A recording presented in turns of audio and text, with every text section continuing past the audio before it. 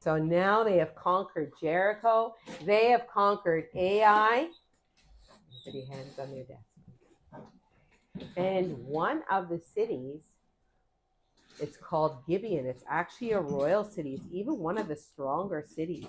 They think, oh no, we were going to be next. And what they did is they thought of a tricky plan. They said, you know what? They got a tricky plan. What they did is they put on old clothes. They put on old sandals.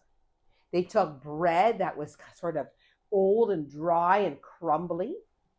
They took wineskins. In those days, boys and girls, they didn't have bottles. They had skins of animals sewed very tightly, and they took old wineskins, and then they got on their donkeys or their camels, and they rode up to Joshua. And they said, we have come to make a treaty with you, kind of like a covenant or a deal with you, a treaty. We want to be your servants. We've come from a long way away, and we want to be your servants. And Joshua says, well, how do we know that you don't come from around here? They said, look, when we left our home, our sandals were new, and look at them now. We had new clothes on, and look at it now. Our bread was fresh out of the oven, and see how crumbly and old it is? And our wineskins, they were new. When we heard about your great God, when we heard about how that your God saved the Egyptians, saved you from the Egyptians and all the wonders he did, and when we heard how you destroyed Sihon and Og, the king of Bashan, we said to ourselves, that is a mighty God and a great people.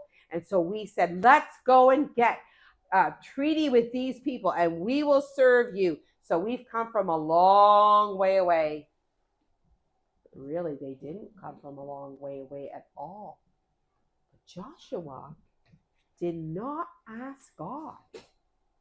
He did not. He just thought, wow, he heard all about us. That's cool.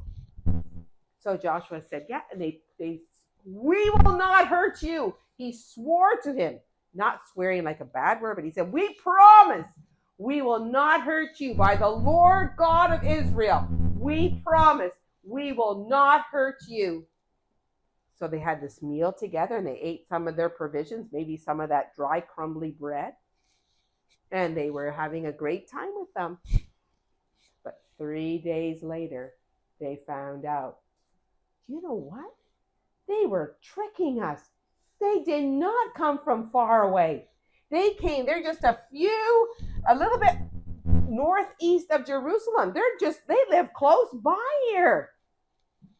And the people grumbled. They said to Joshua, now you promised that we can't hurt them, but now, so we can't fight them, and now they're going to be part of our land. And Joshua said, we can't hurt them. We promised. We gave our promise by the Lord God. And so we have to treat them right. But he said, how about we give them a job to do. We make them have to carry water and cut wood for the community and for the temple of the Lord. And then Joshua said to Gibeon, the people of Gibeon, why did you trick us? And they said, because we have heard how strong your God is. And we thought to ourselves, we better make a deal with you. And Joshua said, that wasn't right. And now you have a punishment.